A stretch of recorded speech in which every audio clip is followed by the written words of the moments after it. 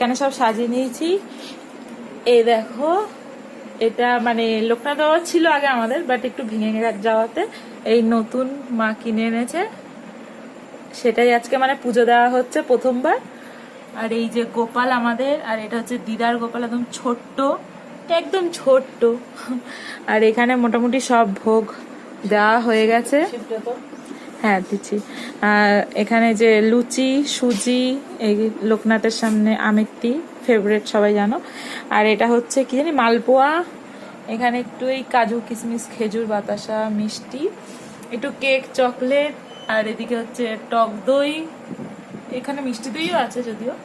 আর এটা হচ্ছে পায়েস, আর ওটা হচ্ছে ক্ষীর, তালের ক্ষীর করেছে, ওখানেও একটু মালপোয়া আছে, ফল। আর এখানে মোটামুটি আমি একটু সাজিয়ে গুছিয়ে নিয়েছি, মানে ছোট্টখাটোর মধ্যে যতটা পেরেছি করে নিয়েছি।